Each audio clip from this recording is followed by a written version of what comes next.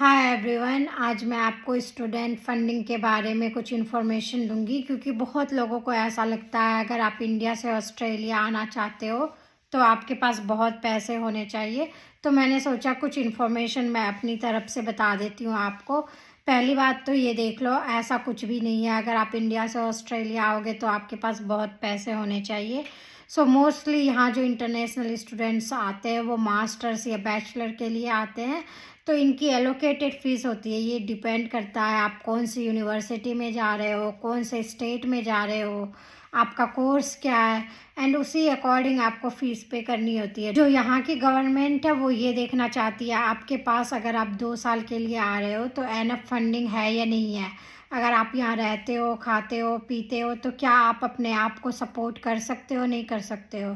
तो अगर आप 2 साल यहाँ पढ़ने के लिए आ रहे हो तो आप उसका आइदर अपनी प्रॉपर्टीज़ और आइदर आप लोन दिखा दो दैट या I can support my self, and the other thing is that वो जो आपका रहने खाने पीने का खर्चा होगा आप वो दिखा दो कि हाँ मैं रह सकता हूँ, खाना पीना खा सकता हूँ अच्छे से यहाँ पे, मुझे कोई डिपेंडेंसी की ज़रूरत नहीं। And the most important thing is that जब भी स्टूडेंट वीज़ा पे कोई इंटरनेशनल स्टूडेंट आता है तो उसके कुछ आवर्स की वर्किंग राइट होती है, तो वो उतने आवर्स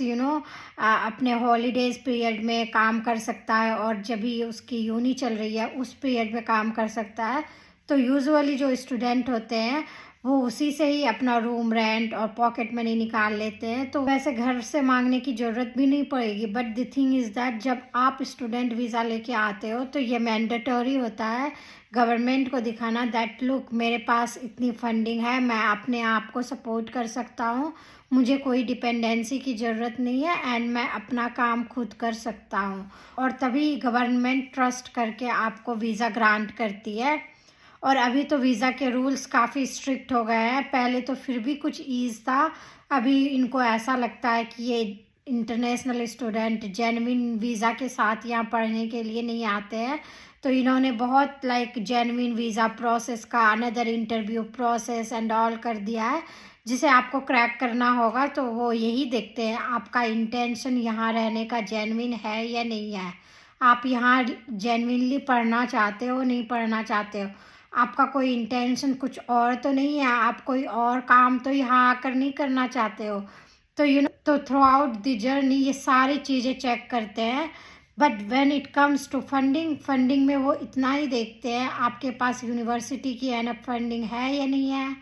आप पास उतना एनफ अमाउंट है या नहीं है अपने आप को सपोर्ट करने के लिए। तो आप कभी भी वीज़ा कंसल्टेंट से मिलोगे तो वही आपको सारी इन्फॉर्मेशन दे देगा, रफ आइडिया दे देगा आपको कितनी फंडिंग की ज़रूरत है ओवरऑल 2 इयर्स और 4 इयर्स बैचलर डिग्री के कोर्स को कवर करने के लिए। अब तो आप उसी हिसाब से अपना एस्टिमेटेड बजट कर सकते हो and then you can work towards it.